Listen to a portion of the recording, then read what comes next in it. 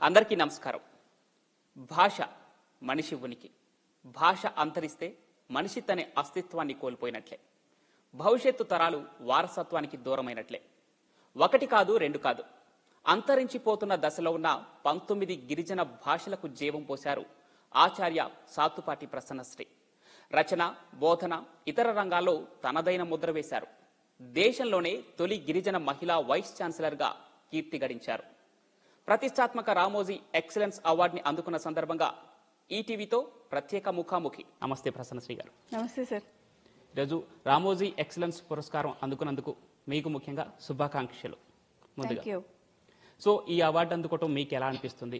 మీరు గిరిజన భాషని కాపాడటానికి మీరు చేస్తున్న కృషికి దక్కిన ఈ గౌరవం గురించి మీరేమంటారు? మీ ఫస్ట్ ప్రశ్నకి thank you very much. Ramoji గారితో నాకున్నటువంటి అటాచ్మెంట్ ఎట్లా అంటే, ప్రత్యక్షంగా కాదు, ఈ ప్రాసెస్ ఏదైతే ఈ ఆల్ఫాబెట్స్ నేను చేస్తున్నటువంటి ప్రక్రియ ఉందో, ప్రియా పచ్చడి అని మీకు 1970-80 ఆ ప్రాంతాల్లో వచ్చి ఉంటుంది. అది నాకు స్టేపుల్ ఫుడ్ అనమాట ఈ ట్రైబల్ ఏరియాకి నేను వెళ్ళినప్పుడు. సో ఆయన ఉన్నప్పుడు నన్ను అలా ఆదుకున్నారు, ఆయన వెళ్ళిపోయాక కూడా నన్ను ఇలా ఆదుకుంటున్నారు, ఆయన ఇంత గౌరవించుకుంటున్నారు. I'm grateful to this lovely soul. So ఏ భాషలకు మీరు లిపిని అందజేశారు, లిపిని రూపొందించారు? అంటే మీకంటే ముందు ఈ ప్రయత్నం ఎవరో ద్వారా జరిగిందా? మీకు దీంట్లో ఈ విషయంలో ప్రేరణ ఏంటి? ఈ విషయంలో ప్రేరణ, భాష లేనటువంటి లిపులు ప్రతి 15 రోజులకు ఒకసారి అంతరించిపోతున్నాయి. భాష చనిపోతుంటే భాషే చనిపోదండి. భాషతో పాటు ఉన్న సంస్కృతి, సాంప్రదాయాలు, ఆటలు, పాటలు, సామెతలు అన్నీ పోతూ ఉంటాయి. ఏ రోజైతే మన ఉనికిని, మన ఐడెంటిటీని మర్చిపోతామో, మనకంటూ ఈ ప్రపంచంలో ఒక ఐడెంటిటీని కూడా కోల్పోతూ ఉంటాం. Loss of culture is loss of identity అనేది నా ఫీలింగ్. నేను తయారు చేసినటువంటి ఆల్ఫాబెట్స్ అరౌండ్ 19. దాంట్లో ఆల్మోస్ట్ ఏంటంటే ఇండియాలో ఉన్నటువంటి ఆల్ఫాబెట్స్ లో, ఇండియాలో ఉన్నటువంటి ట్రైబల్ లాంగ్వేజెస్ కి, మోస్ట్ ఆఫ్ ద లాంగ్వేజెస్ కి నేను తయారు చేశానండి. ఎక్కువ భాగంలో ఆంధ్రప్రదేశ్, ఛత్తీస్గఢ్, ఒరిస్సా ఇటువైపు ఉన్న వాటికి తయారు చేశానండి. ఓకే. స్టూవర్టుపురం పేరుతో అనేక పుస్తకాలు వచ్చాయి, చాలా సినిమాలే వచ్చాయి. ఒకప్పుడు చోరకలకి పెట్టింది పేరు ఆ ఊరు. అలాంటి ప్రాంతం నుంచి వచ్చినటువంటి మీరు ఈరోజు గొప్ప విద్యావేత్తగా ఉన్నారు. సో మీరు పెరిగినటువంటి ఆ పరిసరాలు కావచ్చు, అవి మీ మీద ఎలాంటి ప్రభావం చూపించలేదా? ఎలాంటి ఇబ్బందులు కలగలేదా మీకు? సార్, నా ఐడియా ఏంటంటే, నేను స్టోట్పురం నుంచి రాలేదండి. ఓకే. మా ఫాదర్ వాళ్ళ నాన్నగారు he's head master there. Okay. And then those were the days మనకి సాల్వేషన్ ఆర్మీ అనే ఒక స్కూల్ ఉండేది, దానికి ఆయన హెడ్ మాస్టరు. తర్వాత మా నాన్నగారు తన 14th ఏజ్ లో ఆంధ్ర మెడికల్ కాలేజ్కి వచ్చేసారు. మా నాన్నగారి ఫాదర్ ఆ ఊరికి head master. Over period of time మా గ్రాండ్ మదర్ ఇంకా అక్కడ ఇల్లులు అవి ఇవి కట్టుకున్నారు. కానీ we don't claim our identity to be from స్టోట్పురం. ఓకే. ఓకే.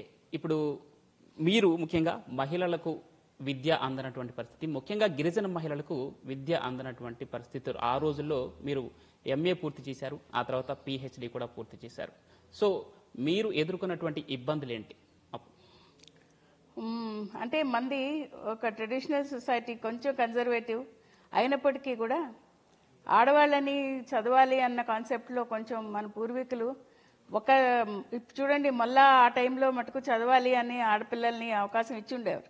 కానీ కొంచెం కన్జర్వేటివ్ సొసైటీలో కేవలం మగవాళ్లే చదువుకోవాలి, మగవాళ్లతోనే సిస్టమ్ ఉండాలి అని ఆలోచించే సాంప్రదాయాలు మనకి ఇంకా కూడా ఉన్నాయి.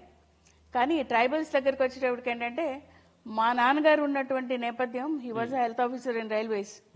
అందుకని నేను బీహార్, బెంగాల్, కలకటా ఈ ఏరియాలన్నీ తిరగడం, మహారాష్ట్రలో కూడా నా చదువు. మా నాన్న ఆడపిల్లకి చదువుంటేనే ఒక ఆలోచన, సిస్టమ్ బాగుంటుంది అన్నది తన ఆలోచన. సో అలాగా నేను చదువుకుంటూ వచ్చాను. ఇంకోటి మీరు అన్నట్టు ఉమెన్ ఎంపవర్మెంట్ ఏమీ లేని రోజుల్లో ట్రైబల్ కమ్యూనిటీ నుంచి ఫస్ట్ ఇంగ్లీష్ మీడియంలో చదివినటువంటి అమ్మాయిని నేనేనండి. ఓకే. ఎస్. ఓకే. మీ తండ్రి గారి ఉద్యోగరీత్యా మీరు అనేక ప్రాంతాల్లో తిరుగుతున్నప్పటికీ సెలవులకు మాత్రం నానమ్మ గారి ఊరికి వెళ్తారని విన్నాం. అవునండి. సో అక్కడ ఉన్నటువంటి ఆ పరిస్థితులే మిమ్మల్ని ఈ గిరిజన భాషని కాపాడటానికి ముందడుగు వేసేలా చేశాయి, అవే మిమ్మల్ని నడిపించాయి అనుకోవచ్చా? అవునండి, డెఫినెట్ గా. ఎందుకంటే నేను వెళ్ళేటప్పటికి మీరన్న ఈ ఊరు స్టోట్పురం అన్న ఊరు ఆ రోజుల్లో మీరు అన్నట్టు చాలా భయపడుతున్నటువంటి సంప్రదాయ సిస్టమ్. మేము అక్కడికి వెళ్ళాలన్నా కూడా మమ్మల్ని కొంచెం వెనక్కి లాగిన సందర్భాలే ఎక్కువ. ఎందుకంటే అది దొంగలూరు, దొంగలుంటారు అన్నది. నాకు ఊహ తెలియని టైంలో నిజమే అక్కడ దొంగలుంటారేమో అనుకుని భయపడేదాన్ని. కానీ over a period of time ఏ ఊర్లో దొంగలు లేరు అన్నది ఆలోచన. అయితే నాకేమనిపించిందంటే ఏ రోజైతే మనం మనిషికి ఉపాధి అనేది గవర్నమెంట్ తరపున when we're able to provide them ఒక ఎంప్లాయ్మెంట్ ఏదైనా సిస్టమ్ అని కనుక ప్రొవైడ్ చేస్తే నాకు అనిపిస్తుంది ఇలాంటి దొంగతనాలు ఇలాంటివన్నీ జరగకపోవచ్చేమో. ఆకలి కురసం, ఆకలి కాకుండా వేరేగా దొంగతనాలంటే దట్స్ దేర్ పర్సనల్ ఒపీనియన్. ఏ రోజైతే ఆకలి గురించి ఎవరన్నా దొంగతనాలు చేశారు లేకపోతే కుటుంబం గురించి చేశారు అంటే కేవలం అలాంటి ప్లేస్ లో అంటే ఆల్టర్నేటివ్ ఎంప్లాయ్మెంట్ అనేది ఉండుంటే బాగుండేదేమో అని నేను ఎప్పుడు అనుకుంటుంటాను. At the same time alternative కూడా కాకుండా చదువు, ఏ రోజైతే చదువు మీద చదువు పట్ల ఉన్న గౌరవం విలువ తెలిసిన వ్యక్తులు ఎవరు కూడా ఇలాంటి కాన్సెప్ట్ లోకి వెళ్లరేమో అన్నది నా ఫీలింగ్. అందుకని చదువు మీద ఫోకస్ చేయాలి అన్న ఉద్దేశంతో అశేషమైనటువంటి ట్రైబల్స్ ఇంకా పవర్టీలోనే ఉన్నారు. ఇంకా డోలీల సిస్టమే జరుగుతుంది. ఇంకా ఇంకా ఇంకా రాతి యుగం లాంటి కాలం లాంటి సిస్టమ్ ఇంకా జరుగుతుంది. రోడ్లు లేవు, విమెన్ కి ఎకడమిక్స్ అనేది తెలీదు. విమెన్ కే కాదండి, మగపిల్లలు కూడా చదవాలి అన్న ఇంప్రెషన్ ఉండదు. ఎందుకంటే every family member is treated to be as an embodiment of financial support అంతే. అలాంటి నేపథ్యం ఉన్న ప్లేసుల్లో చదువు అనేది ఉంటే మనిషికి ఇంకా గౌరవం వస్తుంది. చదువు అనేది ఉంటే మనిషికి ఇంకా మీరు ఏమంటారంటే విలువ కూడా పెరుగుతుంది. ఏమంటారు చూడండి, విలువ ఉన్న చోట మనిషికి అన్నీ దొరుకుతాయి. విలువే లేనప్పుడు ఎన్ని వలువలు కట్టుకుంటే విలువ ఉండదు కదా. So that is my feel. అందుకని పిల్లలకి చదువు ఉండాలి అన్న కాన్సెప్ట్ తో నా స్టూడెంట్స్ చిన్న పిల్లలు కాదండి, it's a society, it's open for everybody. ఎందుకంటే ట్రైబల్స్ కి ఫస్ట్ జనరేషన్ ఆల్మోస్ట్ మేము we're trying to teach them alphabets. వాళ్ళకున్నటువంటి ఐడెంటిటీని, వాళ్ళకున్నటువంటి భాషని ఇప్పటి వరకు ఉన్నదంతా కూడా మౌఖికంగానే ఉంది. That's what you call oral literature.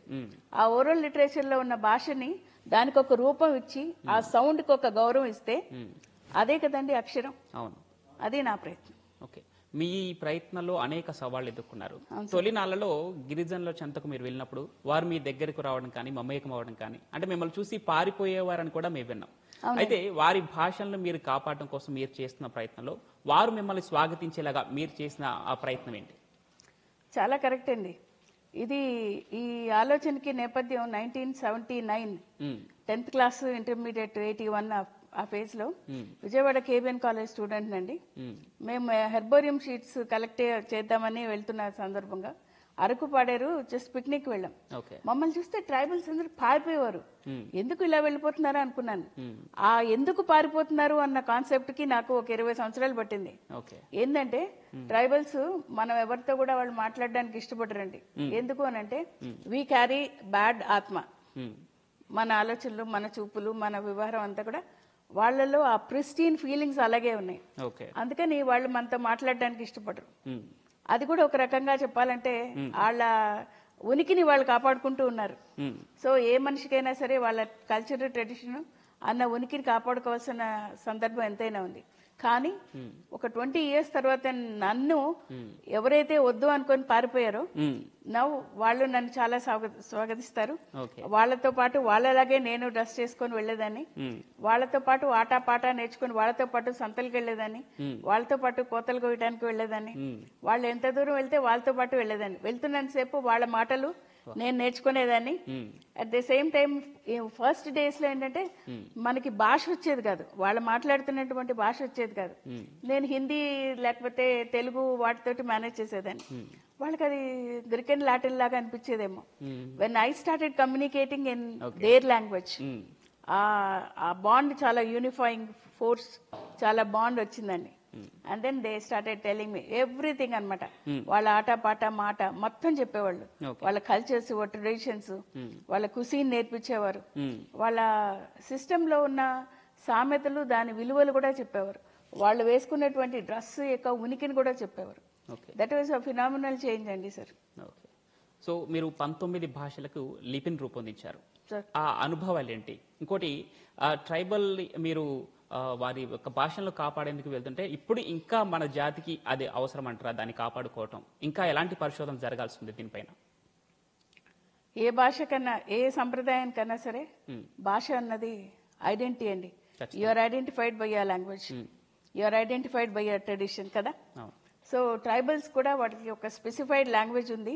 ఆ లాంగ్వేజ్ లో వాళ్ళు హిందీ నేర్చుకునివ్వండి, తెలుగు నేర్చుకునివ్వండి, ఇంగ్లీష్ లో మాట్లాడనివ్వండి, రష్యన్ మాట్లాడనివ్వండి, కానీ వాళ్ళ లాంగ్వేజ్ అనేది ఉన్నదానికి మనం వాళ్ళు కూడా they have to learn that. వాళ్ళ లాంగ్వేజ్ లో కమ్యూనికేట్ చేసుకుంటే ఆ ఫీల్ వేరే ఉంటుంది. ఇప్పుడు చూడండి, తెలుగు భాషని మనం ఇంగ్లీష్ లో అక్షరాలు రాస్తున్నారు ఇప్పుడు జనరేషన్ అంతా. SMS లాంగ్వేజ్లన్నీ ఏమిటి? ఉన్నావా, UNA NNA వి అని రాస్తున్నారు. అంటే ఏమవుతుంది, భాష యొక్క అక్షరం పోతుంది, అక్షరం యొక్క గౌరవం పోతుంది. మనం ఈ రోజు కూడా తెలుగు భాషా దినోత్సవం చేసుకుంటున్నాం, ఇంకొక భాషా దినోత్సవం చేసుకుంటున్నాం. ట్రైబల్స్ కూడా ఉన్నటువంటి భాషని వాళ్ళు కూడా దే షుడ్ సెలబ్రేట్. వాళ్ళల్లో ఉన్నటువంటి అపారమైనటువంటి ట్రెషర్ ట్రోవ్స్ బయట సమాజంలో ఉన్న ప్రపంచానికి తెలియాలి sir. That is my idea. Okay, అంతే. సో సాధారణంగా 1-2 భాషలు ఎవరైనా మాట్లాడుతూ ఉంటారు, మహా అయితే ఒక 1/2 డజన్ భాషలు మాట్లాడతారు అనుకుందాం. కానీ మీరు 23 భాషలు మాట్లాడగలుగుతారని విన్నాం. 22 ఓకే సారీ 22 భాషలు మాట్లాడగలుగుతారు. సో ఈ భాషలన్నింటినీ ఎలా నేర్చుకోగలిగారు? వాళ్ళతో ఉన్నటువంటి సాంగత్యమే నాకు ఎప్పుడు కూడా లాంగ్వేజ్ నేర్చుకోవాలన్నది నాకు చాలా ఇష్టమైనటువంటి కాన్సెప్ట్. నేను ఎక్కువ సినిమాలు అలాంటివి ఏమి చూడను. ఎవరైనా కొత్త భాష నేర్చుకున్నారు, కొత్తగా ఎవరైనా మాట్లాడుతున్నారంటే I intrude in to their issues అనమాట. I start learning their languages. So ఈ 19 లాంగ్వేజెస్ నేనైతే నేర్చుకున్నది అది నా అవసరం. ఇంకోటి హిందీ, తెలుగు, ఇంగ్లీషు అన్నది నేను చదువు నేర్చుకోవాలి కాబట్టి, బెంగాలీ అంటే నేను అక్కడ ఉన్నాను కాబట్టి నేర్చుకోవాలి. So that is how I picked up.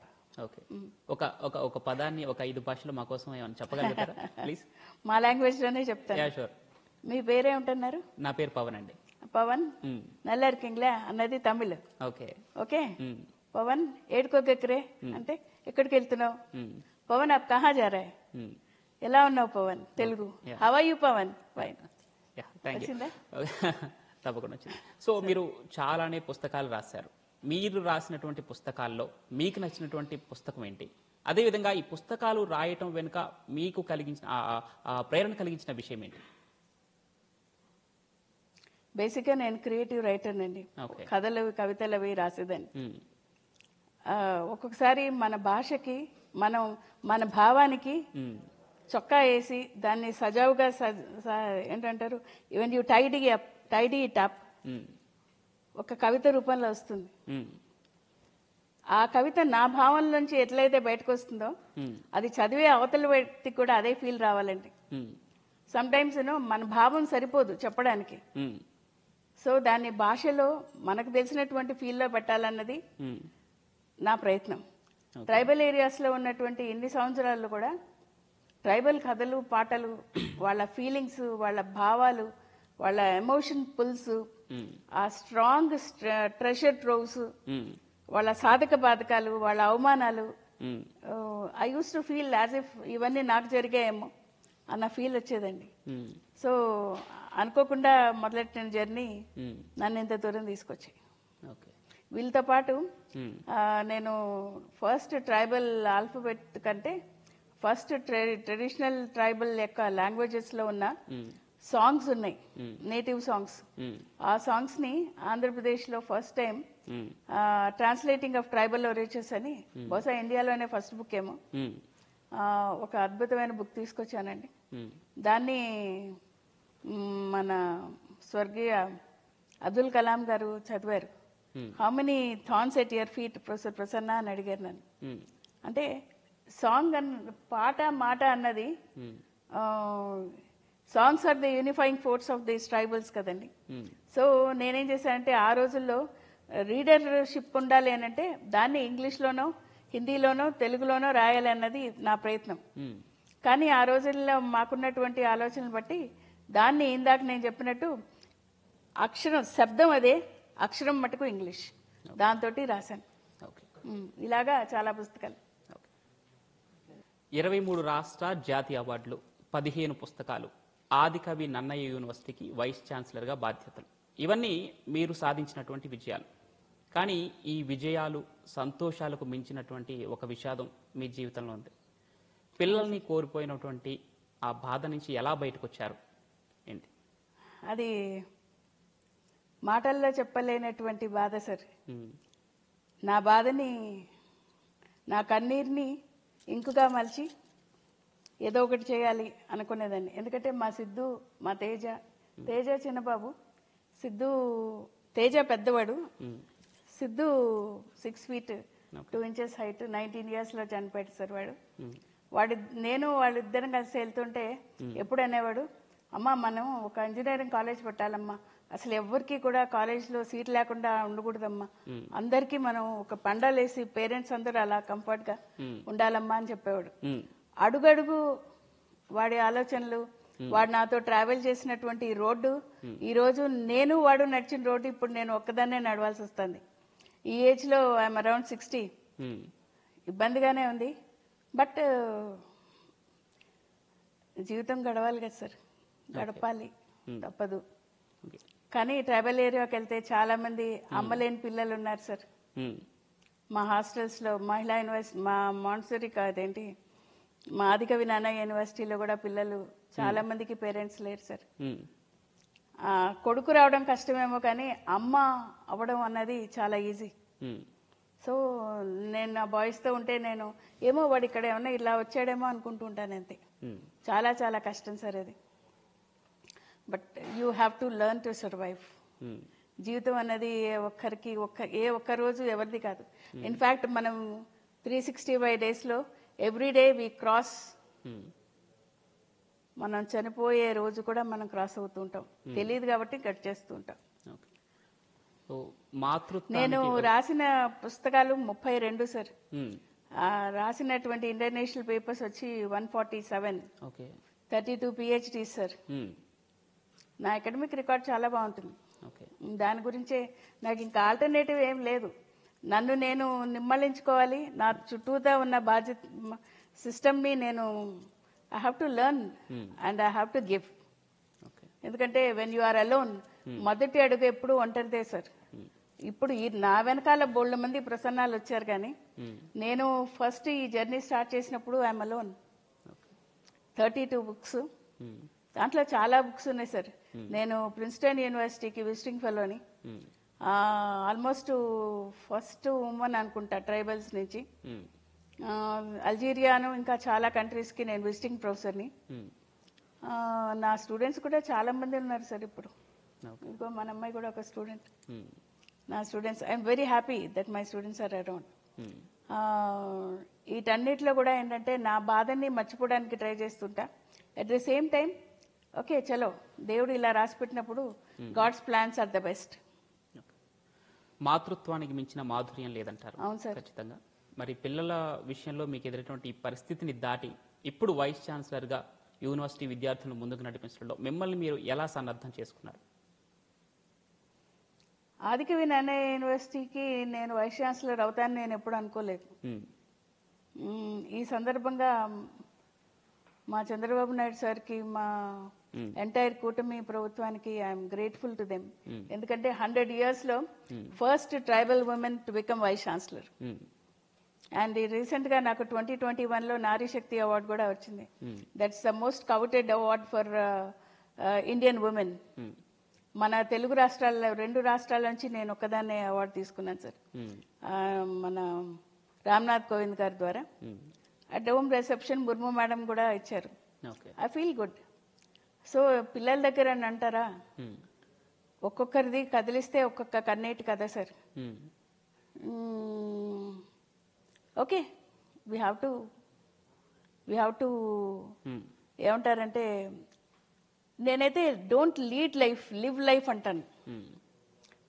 Leading life everybody can do, but living life is more important. ఎందుకంటే 84 లక్షల జన్మల తర్వాత వచ్చేదే మానవ జన్మ అని అంటూ ఉంటారు కదా పెద్దవాళ్ళు. సో వచ్చిన ఈ రోజు, బ్రతుకుతున్న ఈ రోజు అద్భుతం అంతే. వైస్ ఛాన్సలర్గా అంటారా, వైస్ ఛాన్సలర్ పొజిషన్ ఇప్పుడు స్టేట్ యూనివర్సిటీస్లో 3 సంవత్సరాలు మాత్రమే, అంటే 1000 రోజులు దగ్గర దగ్గర. Every hour, every month, every minute is important to me. చేయాలనుకున్న రిఫార్మ్స్ అస్సలు భయపడను, ఎవ్వరికి తల వంచే ప్రసక్తే లేదు. నేను చేయాలనుకున్నది అది 10 మందికి ఉపయోగపడుతుంది అని అంటే నేను I'll be the first. Time is not a measure for me. ఏమీ లేని పరిస్థితి నుంచి యూనివర్సిటీని, అంటే నా ముందు ఉన్న వైస్ ఛాన్సలర్స్ వాళ్ళకి తోచిన విధంగా వాళ్ళు డెవలప్ చేశారు. కానీ కాంటెంపరీ సొసైటీలో కావాల్సింది ఏంటంటే ఒక టెక్నాలజికల్ ప్లస్ ట్రెడిషనల్ సొసైటీ కావాలి. మనం కంప్లీట్గా టెక్నాలజీ నుంచి దూరం అవడానికి లేదు, అలా అని టెక్నాలజీని పెట్టేసుకొని మన సిస్టమ్ని మనం మర్చిపోవడానికి లేదు. మన భారతదేశంలో ఎలా ఉంటుందంటే ఎంత మీరు క్వాంటమ్ టెక్నాలజీ గురించి మాట్లాడినా ఇంటికి వస్తే పిలిచేది అమ్మానే కదా, మహా అయితే మామ్ అని పిలుస్తారేమో, అంతే. కొన్ని బంధాలు అలాగే ఉంటాయి సార్. మా ఆదికవి నాన్నయ్య యూనివర్సిటీలో నేను సెకండ్ వైస్ ఛాన్సలర్ని, ఉమెన్ వైస్ ఛాన్సలర్ని. మాకు 392 కాలేజెస్ ఉన్నాయి, అఫిలియేటెడ్ కాలేజెస్, 7 కాన్స్టిట్యూయెంట్ కాలేజెస్ ఉన్నాయి. 392 colleges makes us to be the largest university అన్నమాట. ఏపీ రాష్ట్రంలో మొత్తానికి అతిపెద్ద క్యాంపస్ మాదే. సో మోర్ దెన్ 1,00,000 స్టూడెంట్స్ ఉన్నారు. మా క్యాంపస్ దగ్గరకు వచ్చేటప్పటికి మోర్ దెన్ 3,000 మంది ఉంటారు. మాకు అక్కడ పీజీ కోర్సెస్ ఉన్నాయి, 56 కోర్సులు ప్రస్తుతం ఉన్నాయి. నేను వెళ్ళిన తర్వాత అన్ని చాలా కాన్సెప్ట్ మార్చేసినటువంటి కాన్సెప్ట్లు ఉన్నాయి, కొత్తవి. అంటే సొసైటీకి ఏం కావాలి అన్న దాని మీదే బేస్ చేసుకొని ఈ యూనివర్సిటీస్ ఉండాలి. యూనివర్సిటీస్ వచ్చినటువంటి పిల్లలు ఎట్లా తయారవ్వాలంటే ఇండస్ట్రీ కూడా వాళ్ళు ఉపయోగపడాలి. సో ఇద్దరం ఒక కాన్సెప్ట్, అంటే ఒక అవగాహనతోటి ఇండస్ట్రీ అండ్ యూనివర్సిటీ పార్ట్నర్షిప్ తోటి ముందుకెళ్ళాలి అన్నది నాకు ఆలోచన. మా ఆదికవి నాన్నయ్య యూనివర్సిటీ ఉభయ గోదావరి జిల్లాలో రాజమండ్రిలో ఉంది. అక్కడ మాకు రీసెంట్ గా నేను చేసినటువంటి ఇన్నోవేటివ్ ఐడియా కూడా, మాకు అక్కడ సండైల్ అంటే ఎవరికి తెలియదు, పల్లవి యంత్రం అని. అలాగే నేను geo tagging of all plants అనమాట. అక్కడ చాలా అద్భుతమైనటువంటి మొక్కలు ఉన్నాయి. మీరు కూడా ఒక స్పెషల్ ప్రోగ్రామ్ పెట్టుకొని మా క్యాంపస్కి రండి. అలాగే ఏంటంటే పిల్లలకి చాలా చాలా వినూత్నంగా వాళ్ళకి skill development, all students must be part and parcel of skill development, NSS activities ఉండాలన్నది నా ఆలోచన.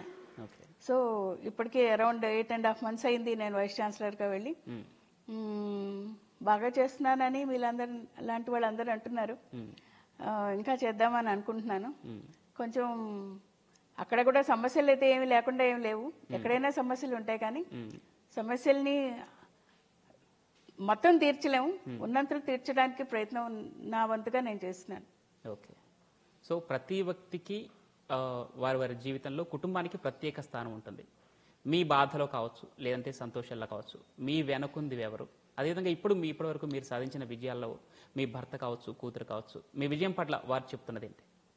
నా హస్బెండ్ సార్ హరివెంకట లక్ష్మణ్ గారు. మా ఆయన కంటే ముందు నేను థ్యాంక్స్ చెప్పవలసింది నా పేరెంట్స్కి సార్. మా అమ్మ, తన పేరు వసుంధర. నాకు అందుకనే 2019లో నాకు వసుంధర అవార్డు ఇచ్చారు మన వాళ్ళే. అప్పుడు నేను చెప్పాను ఇది మా అమ్మ అవార్డు అని. సో తనంతగా చదువుకోలేదు, కానీ తన ఓన్ బ్రదర్స్ సిస్టర్స్ అందరు కూడా ఐపీఎస్, వాళ్ళందరూ ఐఏఎస్లు అట్లా చదివారు. But she knows the value of education. మా తమ్ముడిని చిన్న తమ్ముడు ఈజ్ అ డాక్టర్, మిగిలిన మా చెల్లెలు ఒక ప్రొఫెసర్, ఇంకొక చెల్లెలు హౌస్ వైఫ్, మా మరదలు, మా ఫ్యామిలీ అందరూ డాక్టర్స్ ఉన్నారండి. కాకపోతే ఏంటంటే నా హస్బెండ్ నిజంగా తన గురించి చెప్పాలంటే beyond every successful man there is a women అంటారు. Beyond every successful women like me husband ఉండాలి సార్. He is that.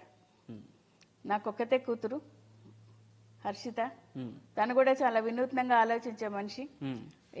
మన ఇండియాలో కూడా తను చేసినటువంటి PhD, it's very different kind of PhD అనమాట.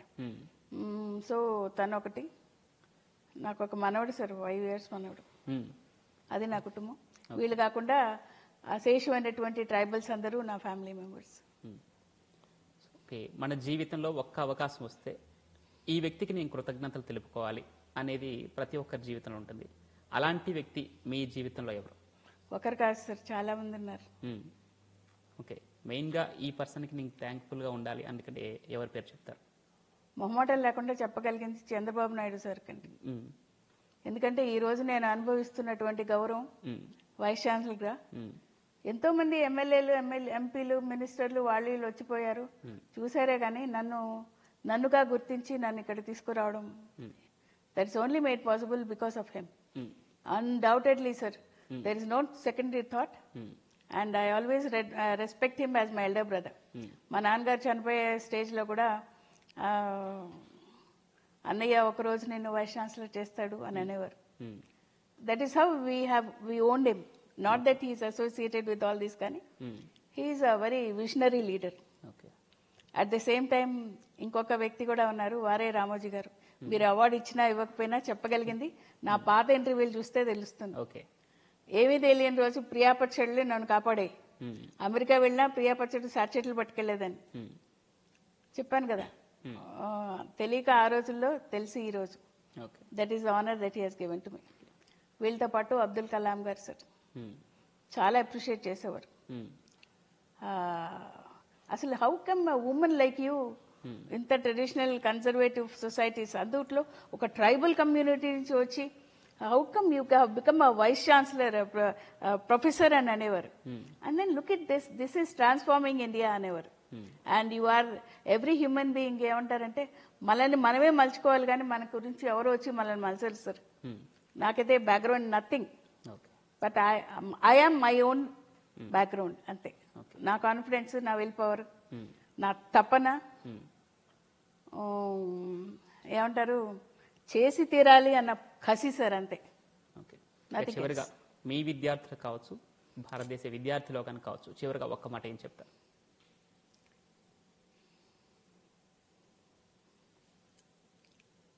You are the architect of your own fate. నిలబడినా పడిపోయినా you are responsible for your own fate. Destiny is not in your hands. రాతల్లో ఏమీ లేదు సార్, మనం పడే కష్టంలోనే ఉంటుంది. వెదర్ యూర్ ఎస్సీయా, ఓసీయా, బీసీయా, వాట్ ఎవర్ ఇట్ ఈస్. నిజాయితీగా కష్టపడిన వ్యక్తికి ఎప్పుడు కూడా సక్సెస్ వస్తుంది sir. That's what I believe in. మరొకసారి మీకు రామోజీ ఎక్సలెన్సీ పురస్కారం అందుకున్నందుకు మరొకసారి శుభాకాంక్షలు తెలుపుకుంటూ thank you very much sir. ETV system మొత్తానికి, యాజమాన్యానికి, ఎవ్రీబడి, అశేషమైనటువంటి ప్రేక్షకులు, everybody, thank you very much. ఇది ఈటీవీ ప్రత్యేక ముఖాముఖి. Thank you.